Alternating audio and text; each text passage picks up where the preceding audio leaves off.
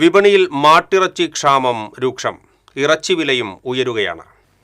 1 kilo ബീഫിന് 500 രൂപയായി തൃശൂർ നഗരത്തിലെ retail വില. ഹോൾസെയിൽ വില 440 രൂപയാണ്. അയൽ സംസ്ഥാനങ്ങളിൽ ഗോവധ നിരോധനവും നിയന്ത്രണങ്ങളും കർശനമാക്കിയപ്പോൾ ബീഫ് ക്ഷാമം രൂക്ഷമായതാണ് വില കയറാനിടയാക്കിയത്. വരും ദിവസങ്ങളിൽ പ്രതിസന്ധി രൂക്ഷമാകുമെന്നാണ് വ്യാപാരികൾ നൽകുന്ന സൂചന. കഴിഞ്ഞ 1 മാസമായി മാടുകളെ കൊണ്ടുവരുന്നതിൽ വലിയ പ്രതിസന്ധിയാണ് നേരിടുന്നത്. വില കൂടിയതിനാൽ കച്ചവടം കുറയുകയും പല ഇറച്ചിക്കടകളും അടച്ചിടേണ്ട അവസ്ഥയിലേക്ക് നീങ്ങുകയുമാണെന്ന് വ്യാപാരികൾ പറഞ്ഞു.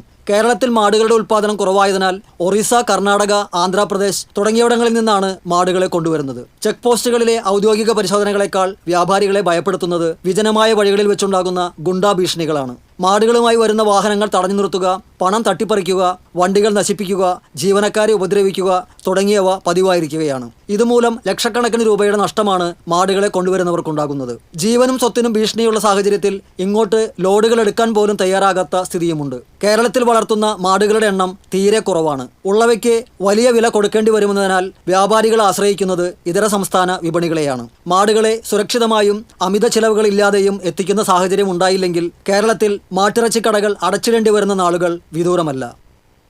TCV തൃശൂർ.